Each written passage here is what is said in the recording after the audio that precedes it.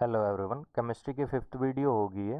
Lucent GK की new addition को cover कर रहे हैं हम लोग। जिस भी एग्जाम की आप तैयारी करते हो उसमें अगर जनरल नॉलेज पूछा जाता है तो उसके लिए बुक काफ़ी इंपॉर्टेंट है। एटॉमिक स्ट्रक्चर देख रहे थे हम लोग, ये पार्ट 2 होगी। पार्ट 1 में हम लोगों ने क्या देखा, तो Dalton's atomic theory, then atom molecule moles Avogadro's number ये क्या है इनके बारे में, एटॉमिक मास और मोलिकुलर मास ये हम लोगों ने देखी। देन इलेक्ट्रॉन प्रोटॉन न्यूट्रॉन ये क्या होते हैं इनके बारे में, एटॉमिक नंबर और मास नंबर ये क्या है इनके बारे में भी देखा हम लोगों ने। देन एस आइसोटॉप्स, आइसोबार, आइसोटॉन्स और आइसो इलेक्ट्रॉनिक ये भी पार्ट वन में ही हम लोगों ने कवर करी। दो पार्ट 1 लिखा हुआ नहीं है बट एटॉमिक स्ट्रक्चर का पहला जो वीडियो है वो पार्ट 1 आप कंसीडर करो। Thomson's model of an atom और Rutherford's model of an atom हम लोगों ने देख ली। अभी पार्ट 2 देखेंगे जिसमें हम लोग कुछ टॉपिक्स कवर करेंगे, जैसे nature of light and electromagnetic spectrum, इनके बारे में, वेवलेंथ क्या होता है, किसी भी वेव की अगर वेवलेंथ पूछी जाए तो वो क्या होता है, फ्रीक्वेंसी के बारे में, देन वेव नंबर। तो ये सारे जो है हम लोग इसमें देखेंगे अभी एटॉमिक स्ट्रक्चर पार्ट 2 में। और आगे की जो वीडियो आएगी उसमें कवर करेंगे, क्योंकि वीडियो थोड़ा बड़ा हो जा रहा है तो मैं ट्राई करूँगा कि इसको थोड़ा मतलब एटॉमिक स्ट्रक्चर को तोड़ के बनाओ। एक बनाता तो आई थिंक काफ़ी बड़ा हो जाता, क्योंकि समझाना मतलब मैं चाहता हूँ कि चीज़ें क्लियर हो पाए, ज़्यादा से ज़्यादा जो कॉन्सेप्ट है वो क्लियर हो पाए। फर्स्ट टॉपिक है nature of light and electromagnetic spectrum. 1856 में जेम्स क्लार्क मैक्सवेल इन्होंने बोला कि light, X ray, gamma ray, heat etcetera ये सारे जो हैं वो कंटिन्यूसली एनर्जी इमिट करते हैं। और ये एनर्जी जो रिलीज होती है वो किस फॉर्म में होती है, रेडिएशन और वेव के फॉर्म में होती है। जैसा कि आप इस फिगर में देख लो, एनर्जी रिलीज हो रही है और ये किस फॉर्म में आपको देखने को मिल रही है, वेव फॉर्म में। वेव फॉर्म में कुछ इस तरह का आपको देखने को मिलेगा, ठीक है, वेव इस तरह से होता है। तो ये जो एनर्जी इमिट हो रही है वेव और रेडिएशन के फॉर्म में, इसको क्या बोलते हैं, रेडिएंट एनर्जी बोलते हैं। और ये वेव्स जो हैं, ये वेव्स, सारे वेव्स जैसे कि एक्सरे या गामा रे, हीट, ये सारे मीन्स रिलीज कर रहे हैं एनर्जी। तो जो भी एनर्जी रिलीज हो रही है वेव्स के फॉर्म में, ये इलेक्ट्रिक और मैग्नेटिक फील्ड दोनों से एसोसिएटेड है। इस कारण से इन वेव्स को क्या बोलते हैं, इलेक्ट्रोमैग्नेटिक वेव्स या फिर इलेक्ट्रोमैग्नेटिक रेडिएशन। नाउ वेव तो चलो ठीक है, कुछ इस फॉर्म में आपको देखने को मिलेगा। तो वेव से रिलेटेड कुछ टर्म्स हैं उसको देख लेते हैं। पहली टर्म है वेवलेंथ। वेवलेंथ का क्या मतलब है, किसी वेव की अगर वेवलेंथ पूछी जाए तो उसका क्या मतलब होगा। वेव हम लोग ऑलरेडी देख चुके हैं, कुछ इस तरह का होता है। इसमें ये जो उभरा हुआ पार्ट देख रहे हो आप, ये क्या कहलाता है, क्रेस्ट कहलाता है। जैसे ये हो गया, ये हो गया, तो ये क्रेस्ट कहलाता है। और डिप्रेशन वाला जो पार्ट देख रहे हो आप, ये गड्ढा सा आपको दिख रहा है, ये क्या कहलाता है, ट्रफ कहलाता है। तो आप वेवलेंथ जो है ये क्या है, दो कंसेक्यूटिव क्रेस्ट या फिर दो कंसेक्यूटिव ट्रफ के बीच का डिस्टेंस है। जैसे ये क्रेस्ट देख रहे हो आप, कंसेक्यूटिव का क्या मतलब है, इस क्रेस्ट के जस्ट बाद वाला क्रेस्ट जो है उसको कंसेक्यूटिव बोलेंगे। जैसे ये ट्रफ देख रहे हो आप, इसके जस्ट बाद वाला ये हुआ। अगर ये और ये ट्रफ की बात करें तो ये कंसेक्यूटिव नहीं होंगे, क्योंकि इसके जस्ट बाद ये आता है, उसके बाद ये आता है। तो ये और ये कंसेक्यूटिव हुआ और ये कंसेक्यूटिव है। तो दो कंसेक्यूटिव क्या लेना है आपको, या तो क्रेस्ट लेना है या फिर ट्रफ लेना है, उसके बीच का डिस्टेंस निकालना है, उसी को वेवलेंथ बोलेंगे। तो ये क्रेस्ट हो गया, ये क्रेस्ट हो गया, इसके बीच का डिस्टेंस अगर आप निकालते हो तो इसको क्या बोलेंगे, वेवलेंथ बोलेंगे। और आप बोलोगे नहीं मुझे ये नहीं निकालना है क्रेस्ट, तो आप ट्रफ के बीच का निकालो। जैसे ये ट्रफ हो गया, ये ट्रफ हो गया, दो कंसेक्यूटिव ट्रफ ले लो, फिर उसके बीच का डिस्टेंस निकाल लो, वो क्या कहलाएगा, वेवलेंथ कहलाएगा। तो ये आप पे डिपेंड है, आपको जो अच्छा लगे आप कर सकते हो। वेवलेंथ को जो है लेमडा से डिनोट करते हैं। लेमडा का ये सिंबल है, देख रहे हो, इस तरह से ऐसे करके लिखते हैं इसको। और ऐसा यूनिट की अगर बात करें, ऐसा यूनिट वेवलेंथ की वो क्या है, मीटर है। और सीजीएस यूनिट सेंटीमीटर है। अगर आप डिस्टेंस मेजर करते हो, वेवलेंथ की लंबाई मेजर करते हो, तो वो मीटर में भी आएगा। और कुछ काफ़ी छोटी होती है, तो काफ़ी छोटी होती है तो मीटर में मेजर करने में प्रॉब्लम होगा, तो उसको आप दूसरी यूनिट यूज करोगे तो कुछ यूनिट है जिसको देख लेते हैं, उस यूनिट के थ्रू भी वेवलेंथ को क्या करते हैं, मेजर करते हैं, क्योंकि वेवलेंथ आपको काफ़ी छोटी छोटी भी मिलेगी। जैसे अंगस्ट्रम होगी, अंगस्ट्रम ये देख रहे हो आप, ये सिंबल है, ए के ऊपर ऐसे गोल सा डिग्री से आपको दिखेगा। अंगस्ट्रम, एक अंगस्ट्रम इक्वल टू कितना होता है, 10⁻⁻10 मीटर। इसका क्या मतलब है, ये आप, ये इसका मतलब हो जाएगा 1/1 पे आप 10 जीरो डालोगे, क्योंकि 10⁻⁻10 है, तो -10 है तो 10 मीन्स नीचे आ जाएगा, 1 अपॉन हो जाएगा। और इस पे क्या करेंगे, 10 जीरो डालेंगे एक पे, तो ये कितना हो जा रहा है, ये हो जा रहा है आपका 1000 करोड़।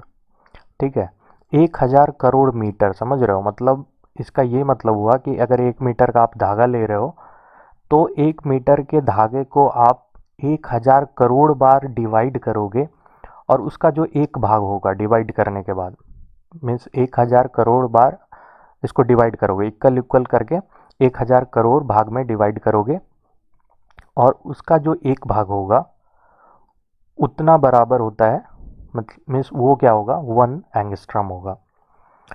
इसी तरह दूसरी यूनिट क्या है, माइक्रोमीटर। माइक्रो जो है ये सिंबल है, ऐसे करके लिखते हैं। तो 1 माइक्रोमीटर इक्वल टू क्या होता है, 10⁻⁻10 मीटर।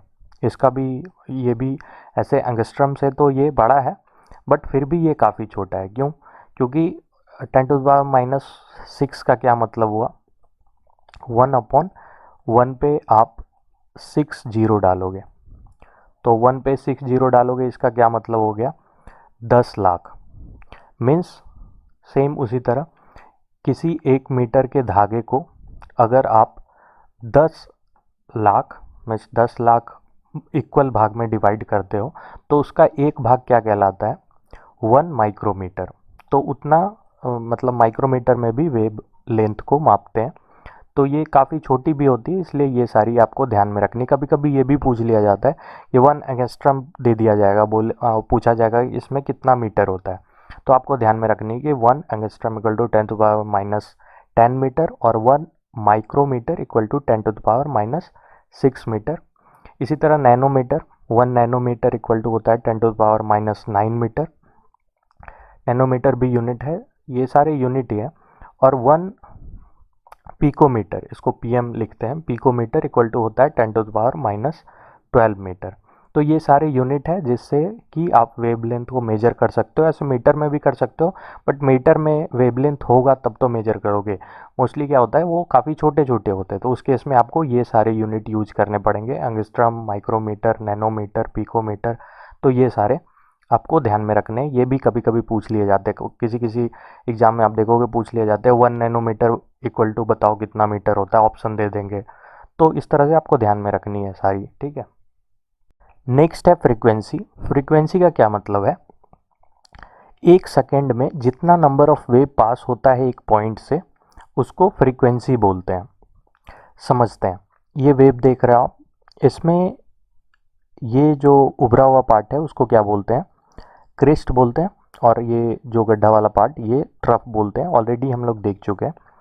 तो वेव्स का क्या मतलब है, अगर वेव आपको काउंट करना हो, जैसे नंबर ऑफ वेव की बात हो रही है कि नंबर ऑफ वेव जो पास करेगी एक सेकेंड में, तो उसको कैसे काउंट करते हैं। जैसे ये क्रेस्ट देख रहे हो आप, ये ट्रफ देख रहे हो, तो अगर आप इसके मिड से लाइन ऐसे डालते हो, तो ये क्रेस्ट वाला पार्ट और ये ट्रफ वाला पार्ट, अगर ये दोनों आप लेते हो यहाँ से लेकर के यहाँ तक, तो ये एक साइकिल बनाता है, ठीक है, क्रेस्ट और ट्रफ। अगर ये लेते हो तो सिर्फ क्रेस्ट लेते हो तो वो तो हाफ हो गया, ये पूरा देख रहे हो, क्रेस्ट हो गया और ये ट्रफ, ये एक साइकिल बनाता है। और इसको या तो आप एक साइकिल बोल सकते हो या फिर एक वेव भी बोल सकते हो। तो इस तरह से काउंट करते हैं, यहाँ से यहाँ एक वेव हो गया, फिर यहाँ से यहाँ एक वेव हो गया, ये क्रेस्ट प्लस ट्रफ।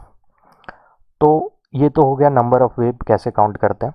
अब हम लोगों को क्या देखना है, एक सेकेंड में, तो आप एक घड़ी ले लो और कहीं पे इस वेव पे एक पॉइंट आप डाल दो, जैसे यहाँ पे मैंने डाला एक पॉइंट, और फिर एक सेकेंड का टाइम उस घड़ी पे लगाओ आप, और एक सेकेंड के बाद आप देखो कि कितना वेव पास हो गई। तो सपोज करो कि इस पॉइंट से 1 सेकेंड में इतना वेव जो है वो पास कर गई। अब वेव काउंट करते हैं कितना नंबर ऑफ वेव पास हुआ है। तो यहाँ से लेकर के यहाँ तक एक वेव हुआ यहाँ पे, और यहाँ से लेकर के यहाँ 2 वेव। तो 1 सेकेंड में हम लोगों ने देखा कि 2 नंबर ऑफ वेव जो है वो पास कर गई। तो इसका क्या मतलब हुआ कि इस वेव का फ्रीक्वेंसी क्या है, 2 है। तो ये आई थिंक आप समझ गए होंगे। तो इस तरह से इसको फ्रीक्वेंसी बोलते हैं, इस तरह से आप मेजर कर सकते हो। इसी तरह दूसरी वेव देख लो, जैसे ये अलग वेव देख लेते हैं ताकि चीज़ें और क्लियर हो जाए। इसमें भी यहाँ पे एक पॉइंट ले लो, फिर उसी तरह आप टाइम लगा दो और 1 सेकेंड के बाद आप उसको रोको। ऐसे 1 सेकेंड काफ़ी छोटा टाइम मतलब यूनिट है, फिर भी आपको किसी तरह मैनेज करना है और 1 सेकेंड बाद जस्ट देखना है कि कितना वेव जो है वो पास कर गया। तो मान लो 1 सेकेंड में वेव यहाँ तक इतना सारा वेव पास कर गया। अब इसको वेव नंबर ऑफ वेव को काउंट करते हैं। तो 1 हो गई, 2 हो गई और 3। तो इस केस में इस वेव, ये जो वेव है इसकी फ्रीक्वेंसी कितनी हो गई, 3। इसी तरह इस वेव की अगर बात करें तो इसको मान लो कि यहाँ पे पॉइंट ली मैंने ये वाली, और फिर इस पॉइंट से 1 सेकेंड में ये वेव इतना जो है, इसने इतना नंबर ऑफ वेव पास हुआ। अब इसको काउंट करते हैं। तो यहाँ से लेकर के यहाँ तक 1 हो गया, फिर यहाँ से यहाँ 2, यहाँ 3, यहाँ 4, फिर 5, 6 और ये 7। तो यहाँ कितना हो गया, 7। तो आप देख रहे हो कि इसकी अगर हम लोगों ने एक पॉइंट लेकर के काउंट करी, अप्रॉक्स समझाने की बात कर रहा हूँ मैं। अब ये नहीं कि आप बोलना कि यार ये 2 आ नहीं रहा, मेरा तो थोड़ा बड़ा हो जा रहा है, ज़्यादा हो जा रहा है, ऐसा नहीं। ये समझने के लिए तो ये 2 हो गया, ये 3 हो गया और ये 7 आया। तो इस तरह से क्या देखा हम लोगों ने कि अगर फ्रीक्वेंसी की बात करी जाए तो इस वाली की फ्रीक्वेंसी क्या है, लो है, कम है। फिर ये बीच वाली की फ्रीक्वेंसी थोड़ी ज़्यादा है इन कंपेरिजन टू ये फर्स्ट वाली, और सबसे लास्ट वाली की फ्रीक्वेंसी क्या है, काफ़ी ज़्यादा है। तो इस तरह से ये लो फ्रीक्वेंसी हो गई, ये मीडियम वाले की थोड़ी फ्रीक्वेंसी थोड़ी ज़्यादा है, और इसकी सबसे ज़्यादा जो है फ्रीक्वेंसी कौन सी है, ये। क्योंकि इसकी जब हम लोगों ने नंबर ऑफ़ वेव काउंट करी 1 सेकेंड में तो कितनी थी, 7, इसकी 3 थी और इसकी 2 थी। तो ये हो गई। फिर एक चीज़ और नोटिस करो आप, हम लोगों ने जब वेव लेंथ देखी तो वेव लेंथ का क्या मतलब है, 2 क्रेस्ट या 2 ट्रफ के बीच का डिस्टेंस। तो जैसे यहाँ पे ये 2 क्रेस्ट के बीच का डिस्टेंस लेते हैं इस वेव में, फर्स्ट वाले वेव में, ये सेकंड वाले वेव का भी ले लो, ये 2 कंसेक्यूटिव क्रेस्ट के बीच का डिस्टेंस। फिर इसी तरह थर्ड वाले में कोई 2 कंसेक्यूटिव क्रेस्ट ले लेते हैं। तो ये ले लिया हम लोगों ने, ये आपका मन, आप ये वाला, ये दोनों भी ले सकते हो, आप इधर भी ले सकते हो, मैंने ये ली, ठीक। तो आप देखो कि जिसकी फ्रीक्वेंसी लो है, कम है, उसका वेवलेंथ आपको ज़्यादा दिख रहा होगा, और जिसका फ्रीक्वेंसी हाई है उसका वेवलेंथ क्या है, कम है। तो आप सिंपली समझ सकते हो कि अगर फ्रीक्वेंसी ज़्यादा है तो वेवलेंथ क्या होगी, वेवलेंथ कम होगी, ठीक है। अगर फ्रीक्वेंसी ज़्यादा है तो उसके इसमें वेवलेंथ क्या होगी, कम होगी। और अगर वेवलेंथ ज़्यादा है तो फिर फ्रीक्वेंसी कम होगी, मीन्स अपोजिट चलेगा। और एक चीज़ और है, ये भी आप ध्यान में रख सकते हो, जैसे अगर इस वेव की बात करी जाए, फर्स्ट वेव की बात करी जाए, तो ये 1 सेकेंड में हम लोगों ने क्या देखा कि 2 नंबर ऑफ वेव जो है पास होता है एक पॉइंट से। और इसकी अगर बात करी जाए तो इसमें 3 हम लोगों ने काउंट करा कि 3 नंबर ऑफ वेव 1 सेकेंड में क्रॉस होता है, और इसमें 7 नंबर ऑफ वेव जो ज़्यादा है, मीन्स फ्रीक्वेंसी 7 है, वो इसका ये थोड़ा ज़्यादा स्पीड में वर्क कर रहा है, मीन्स ज़्यादा एक्टिव है ये वेव, तभी तो 1 सेकेंड में इसने 7 नंबर ऑफ वेव क्रॉस करा। तो फ्रीक्वेंसी ज़्यादा होगा, इसका क्या मतलब है कि उसमें एनर्जी ज़्यादा होगी, मीन्स ज़्यादा स्पीड से वो जा रहा है, जल्दी जल्दी जो है नंबर ऑफ़ वेव पास हो रही है, तभी तो 1 सेकेंड में 7 वेव पास हो गई। तो इसका मतलब ये है कि हाई फ्रीक्वेंसी होगी तो एनर्जी भी क्या होगी, उसकी हाई होगी, एनर्जी भी उसमें काफ़ी होगी। और लो फ्रीक्वेंसी का क्या मतलब है, इसमें आप देखो कि 2 ही नंबर ऑफ वेव जो है वो पास की है 1 सेकेंड में। इसका क्या मतलब है कि एनर्जी जो है लो है, तो फ्रीक्वेंसी अगर लो होगी तो एनर्जी भी लो होगी, और फ्रीक्वेंसी हाई होगी तो एनर्जी भी हाई होगी। ऐसे आगे हम लोगों को देखनी है, बट आप ध्यान में रखो ये चीज़, इसलिए मैंने यहाँ पे आपको बता दिया। तो ये आप ध्यान में रख सकते हो। और सिंपली अगर आप समझना चाहो तो आप इस तरह से ध्यान में रखो कि अभी हम लोगों ने क्या देखा कि वेवलेंथ जो है वो अगर ज़्यादा है तो फ्रीक्वेंसी क्या होगी, फ्रीक्वेंसी कम होगी। ठीक है, वेवलेंथ अगर ज़्यादा है तो फ्रीक्वेंसी क्या होगी, कम होगी। और फ्रीक्वेंसी अगर आप उल्टा कर दो कि फ्रीक्वेंसी अगर ज़्यादा है तो वेवलेंथ क्या होगी, वो कम होगी। इसी तरह एनर्जी से भी आप कर सकते हो, अगर फ्रीक्वेंसी कम है तो एनर्जी क्या होगी, एनर्जी भी कम होगी। और अगर फ्रीक्वेंसी ज़्यादा है तो एनर्जी क्या होगी, वो ज़्यादा होगी। जैसे सिंपली आप समझो कि अगर कोई मोटा बंदा है, मैं किसी की मतलब ये नहीं कह रहा हूँ कोई मोटा है तो गलत है, मैं समझाने के लिए बोल रहा हूँ, कोई मोटा बंदा है तो उसमें आप देखोगे थोड़ा लेजीपन होता है, वो थोड़ा कम एक्टिव आपको देखने को मिलेगा, क्योंकि उसका शरीर जो है उसको सपोर्ट नहीं कर पाता है, उसको खुद दिक्कत होती है। अगर कोई पतला बंदा है तो वो थोड़ा एक्टिव ज़्यादा होगा, क्योंकि वो शरीर से तो हल्का है तो वो थोड़ा ज़्यादा एक्टिव होगा। उसी तरह आप सिंपली समझो कि अगर वेवलेंथ ज़्यादा बड़ा है, वेवलेंथ ज़्यादा बड़ा है, इसका मतलब आप मोटा आदमी से इसको समझ सकते हो। मोटा है, मोटा आदमी के केस में आप ये समझो कि अगर वेवलेंथ ज़्यादा है, मतलब आदमी अगर मोटा है तो वो थोड़ा कम एक्टिव होगा, मीन्स उसमें एनर्जी थोड़ा कम होगा। एनर्जी कम है इसका क्या मतलब है, फ्रीक्वेंसी भी कम है, वो ज़्यादा टाइम लेगा या 1 सेकंड में कम काम कर पाएगा। 1 सेकंड तो कम हो गया, मान लो 1 घंटा या जो भी आप कंसिडर करो टाइम। और अगर बंदा पतला है, मीन्स पतला है तो क्या मतलब हुआ, अगर वेवलेंथ कम है तो उस केस में उसकी एनर्जी ज़्यादा होगी और वो ज़्यादा तेज़ी से काम करेगा। ठीक है, तो ऐसे आप समझ सकते हैं, आपको कंफ्यूज नहीं होना है कि भाई ये तो इतना सारा बता दिया पूरा कंफ्यूज हो गया, तो ये नहीं। सिंपली आप ये मोटे और पतले आदमी से कंपेयर कर सकते हो। आपको खुद पे नहीं लेना है, आप मोटे और पतले हो ये मैटर नहीं करता, सबका अपना अपना इम्पोर्टेंस है, मैं समझाने के लिए बात कर रहा हूँ। तो अगर वेवलेंथ ज़्यादा है, आप सिंपली समझना, वेवलेंथ ज़्यादा है इसका मतलब क्या, आदमी मोटा है, मोटा है तो कम एनर्जी होगा, लेजीपन होगा और वो कम तेज़ी से काम करेगा, एक्टिव कम होगा, इसका क्या मतलब है, फ्रीक्वेंसी लो है। ठीक है, 1 सेकंड में कम नंबर ऑफ वेव जो है वो पार कर पा रहा है बंदा, मोटा वाला बंदा। तो इस तरह से आप उसको कोरिलेट कर सकते हो।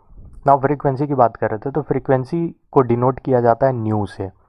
न्यू का ये सिंबल है, थोड़ा भी जैसा लगता है बट वो न्यू है एक्चुअली, इस तरह का है। और इसकी अगर यूनिट की बात करें तो साइकिल पर सेकंड या फिर सेकंड इनवर्स या हर्ज, मोस्टली हर्ज ही बोला जाता है तो हर्ज ध्यान में रख सकते हो।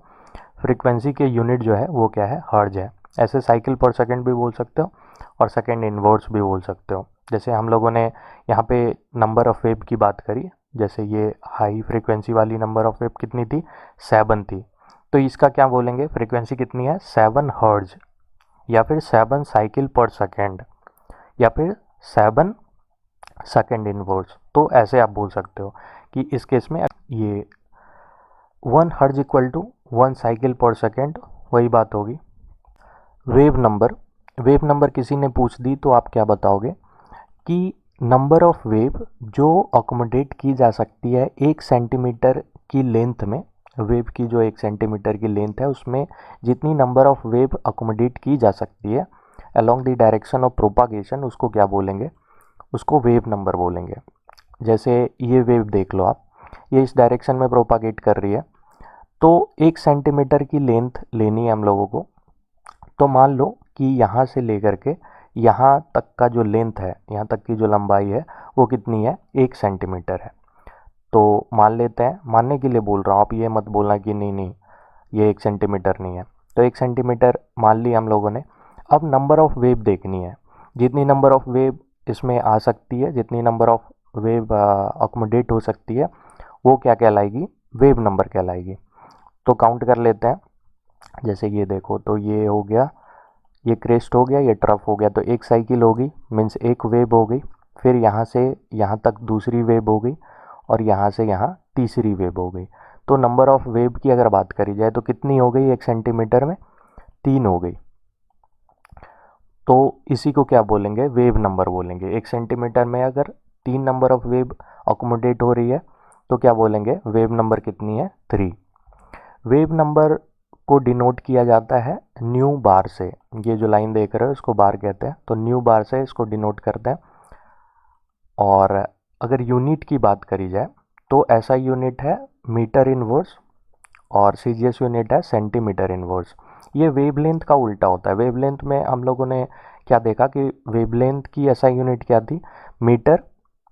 तो इसकी एसआई यूनिट क्या है? Metre inverse. और वेवलेंथ की अगर सीजीएस यूनिट की बात करी जाए तो वो थे सेंटीमीटर, तो इसकी क्या होगी? Centimetre inverse. तो ये क्या होता है? वेवलेंथ का उल्टा होता है। तो वेव नंबर इक्वल टू 1/वेवलेंथ। ये भी ध्यान में रख सकते हो आप, ये फॉर्मूला है। नाउ रिलेशन देख लेते हैं between velocity of light, frequency और वेवलेंथ। तो ये क्या है? ये है c equal to nu into lambda.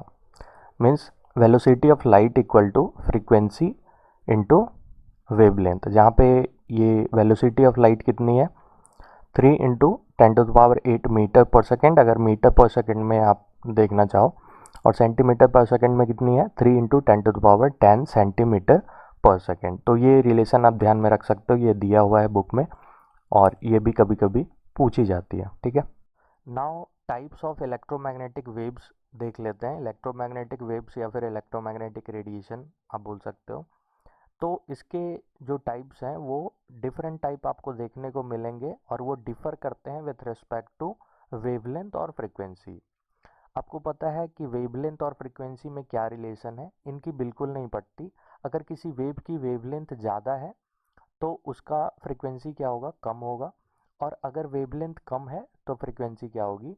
वो ज़्यादा होगी। तो ये एक दूसरे के अपोजिट चलते हैं। तो कोई एक आप ले सकते हो, दूसरा आपको ऑलरेडी मिल जाएगा। जैसे वेवलेंथ के रिस्पेक्ट में अगर इलेक्ट्रोमैग्नेटिक वेव्स के टाइप मैं लेता हूँ डिक्रीजिंग ऑर्डर में या फिर इंक्रीजिंग ऑर्डर में, किसी ऑर्डर में आप ले सकते हो, तो आपको different types of electromagnetic waves मिलेंगे। जैसे मैं मान लो इंक्रीजिंग ऑर्डर में ले रहा हूँ, top to bottom increasing order में अगर मैं ले रहा हूँ तो कुछ ये सारे जो हैं डिफरेंट टाइप्स मुझे मिलते हैं इलेक्ट्रोमैग्नेटिक वेव्स के, और ये सारे हैं। ठीक है। तो इसमें आप क्या देखोगे? टॉप टू बॉटम अगर जाओगे तो वेवलेंथ क्या हो रही है? वेवलेंथ इंक्रीज हो रही है। मीन्स कॉस्मिक रे की वेवलेंथ सबसे कम होगी, फिर उससे ज़्यादा गामा रे की, फिर एक्स रे की, ऐसे बढ़ते जाएगी। और सबसे ज़्यादा जो है वेवलेंथ किसकी होगी? रेडियो वेव्स की होगी। तो ऐसे आप अरेंज कर सकते हो, किसी भी तरह से आप फ्रीक्वेंसी लेके अरेंज कर सकते हो या फिर वेवलेंथ में ही आप इंक्रीजिंग ऑर्डर में, जैसे मैंने लिया कि टॉप टू बॉटम इंक्रीज कर रहा है तो आप टॉप टू बॉटम डिक्रीज करते हुए भी ले सकते हो। ठीक है। तो ये अरेंज आपको करना है, मतलब डिपेंड करता है। ये सारे जो हैं डिफरेंट टाइप्स हैं। और अगर ये अरेंज्ड वे में है विथ रिस्पेक्ट टू या तो वेवलेंथ या फ्रीक्वेंसी, तो ये एक बैंड बनाते हैं जिसको क्या बोलते हैं? Electromagnetic spectrum. तो इलेक्ट्रोमैग्नेटिक स्पेक्ट्रम अगर आप बुक में देखोगे तो ये दिया गया है वेवलेंथ के इंक्रीजिंग ऑर्डर में। तो वेवलेंथ के इंक्रीजिंग ऑर्डर में कैसे हो जाएगा? कॉस्मिक रे की वेवलेंथ सबसे कम होती है और फिर उससे ज़्यादा गामा रे की वेवलेंथ होती है, then X ray, ultraviolet rays, then visible rays, infrared ray, microwaves, then radio wave. तो रेडियो वेव की वेवलेंथ जो है वो सबसे ज़्यादा होगी और कॉस्मिक रे की वेवलेंथ क्या होगी? सबसे कम होगी। तो इस तरह से इंक्रीजिंग ऑर्डर ऑफ वेवलेंथ में आप इलेक्ट्रोमैग्नेटिक वेव्स को अरेंज कर सकते हो। और ये इस सारे इलेक्ट्रोमैग्नेटिक वेव्स जो हैं जो आप देख रहे हो, इसमें से ये सारे विजिबल नहीं होते हैं। कॉस्मिक रे, गामा रे, एक्स रे या फिर infrared ray, microwaves, radio waves, ये सारे जो हैं ये आप नेक्ड आई से नहीं देख सकते हो। सिर्फ विजिबल रेज को देख सकते हो नेक्ड आई से, जिसमें क्या आता है?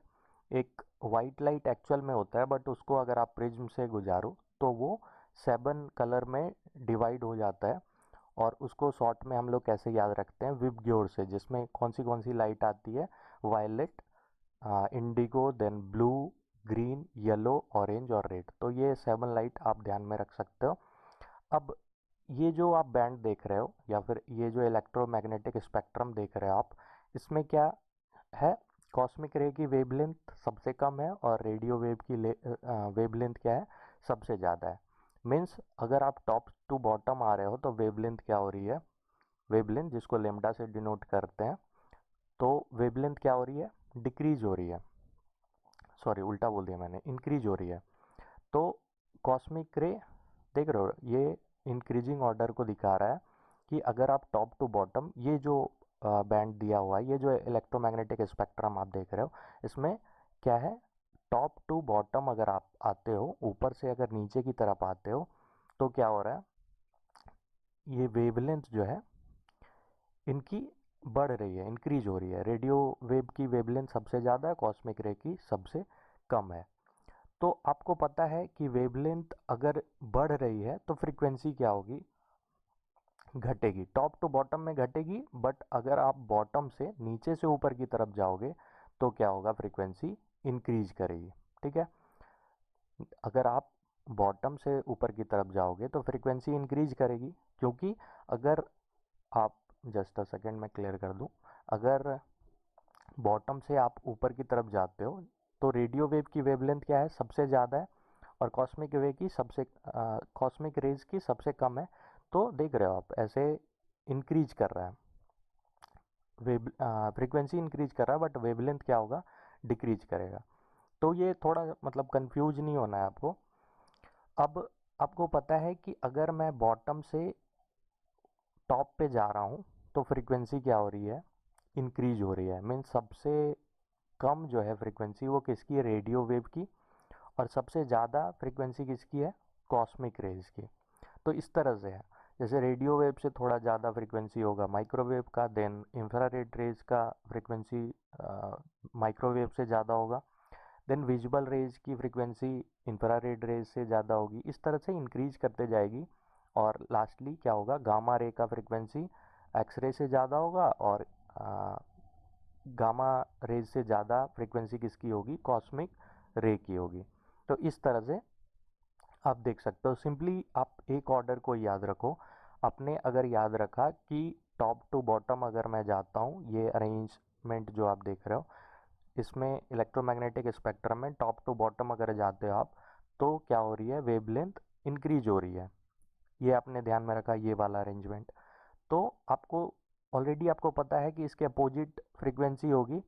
तो क्या मतलब है इसका, कि कॉस्मिक रे की फ्रीक्वेंसी जो है वो सबसे ज़्यादा होगी क्योंकि वेवलेंथ सबसे कम है, और रेडियो वेव की फ्रीक्वेंसी क्या होगी, सबसे कम होगी क्योंकि वेवलेंथ ज़्यादा है। कि फ्रीक्वेंसी जो है वो अगर ज़्यादा है किसी वेव की तो एनर्जी क्या होगी, एनर्जी भी ज़्यादा होगी। मीन्स इस इलेक्ट्रोमैग्नेटिक स्पेक्ट्रम में अगर आप बॉटम से नीचे से ऊपर की तरफ जाते हो तो क्या हो रही है, फ्रीक्वेंसी इंक्रीज कर रही है, तो एनर्जी क्या होगी, एनर्जी भी इंक्रीज करेगी। मीन्स रेडियो वेव की एनर्जी सबसे कम होगी, फिर एनर्जी बढ़ता जाएगा, और कॉस्मिक रे की एनर्जी सबसे ज़्यादा होगी। ठीक है, तो एनर्जी इस वे में बॉटम से नीचे से लेकर के ऊपर अगर आप जाते हो तो बॉटम से टॉप में क्या होगा, एनर्जी इंक्रीज करेगा क्योंकि फ्रीक्वेंसी भी इंक्रीज कर रही है। अब आप इलेक्ट्रोमैग्नेटिक स्पेक्ट्रम को थोड़ा और समझते हैं। ये तो बुक में दिया हुआ है, कुछ फिगर देखते हैं जिससे थोड़ा चीज़ें और क्लियर होगा। जैसे ये देख लो आप, इसमें कुछ चीज़ें आपको नोटिस करनी है। जैसे रेडियो वेव है, उसकी फ्रीक्वेंसी आपको पता है कि सबसे कम होती है, बट वेवलेंथ आपको क्या पता है कि सबसे ज़्यादा होता है। तो उस केस में वेवलेंथ कितना हो सकता है, तो वेवलेंथ आपको बिल्डिंग के साइज का देखने को मिल जाएगा, काफ़ी बड़ी बड़ी होती है। ठीक है, 10⁻³ मीटर के में आपको मिल जाएगा। ऐसे डिफ़र करता है, ऐसा फिक्स नहीं है, बट इसके करीब एक अप्रॉक्स आइडिया लेने के लिए ये आप फिगर देख सकते हो। फिर माइक्रोवेव की अगर बात करें तो ये बटरफ्लाई के साइज की हो सकती है, बटरफ्लाई से थोड़ा बड़ा थोड़ा कम ऐसे करके, मतलब फिक्स नहीं होती, ऑलरेडी मैं बता चुका। जैसे रेडियो वेव में आप क्या देखोगे, तो ह्यूमन के साइज से लेकर के बिल्डिंग तक का हो सकता है।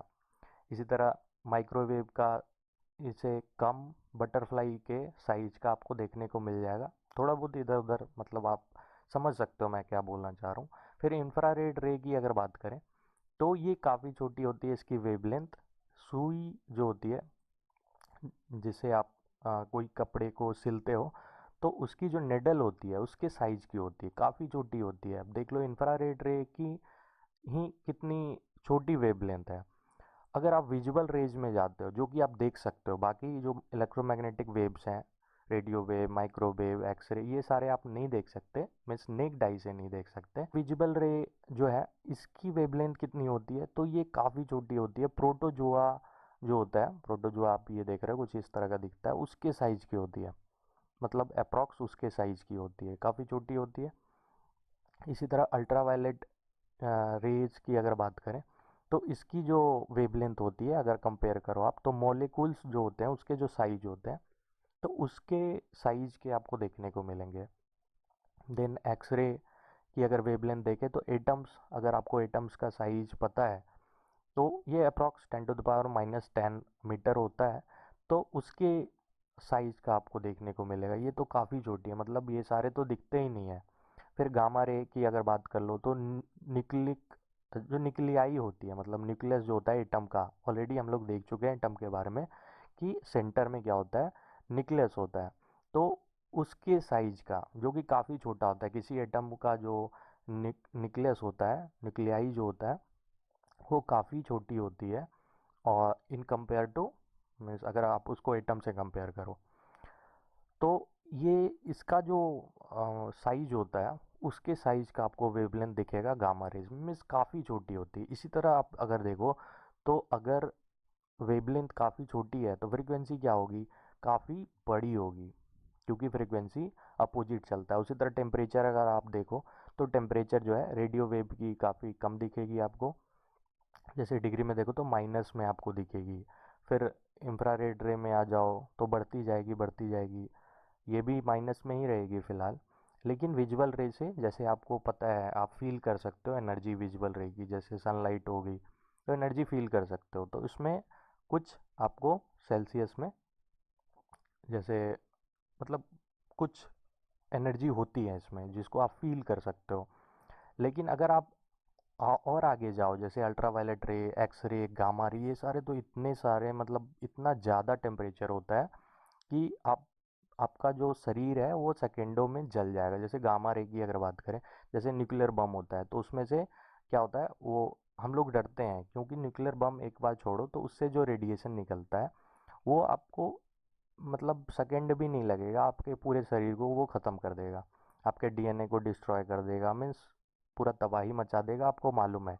तो वो जो है उसकी फ्रीक्वेंसी काफ़ी हाई होती है, ये आप यहाँ पे देख सकते हो, काफ़ी ज़्यादा फ्रीक्वेंसी होती है। फिर आप इससे रिलेटेड, जैसे ऑलरेडी हम लोग देख चुके हैं इलेक्ट्रोमैग्नेटिक वेव्स के बारे में, बट इसका क्या यूज है एक बार देख लेते हैं, यूज आपको यहाँ पता चल जाएगा। जैसे रेडियो वेव की अगर बात करें, तो ये ब्रॉडकास्ट, रेडियो, टेलीविज़न, इन सारे में यूज किए जाते हैं ये वेव्स। माइक्रोवेव की अगर बात करें, तो ओवन होगी, वो कुकिंग के लिए, या फिर रडार में यूज करते हैं। रडार जो होता है सिग्नल के लिए जो होता है, ठीक है, सिग्नल्स के लिए, या फिर रडार जो कैप्चर करते हैं। और टेलीफोन में भी माइक्रोवेव जो है उसको यूज किया जाता है। तो इनकी जो है वेवलेंथ ऑलरेडी हम लोग देख चुके हैं। अभी यूजेस की अगर बात करें, इंफ्रारेड रे में हीट ट्रांसमिट करने के लिए सन से, फिर फायर्स के लिए रेडिएटर्स, ये सारे जो हैं इसके यूज है।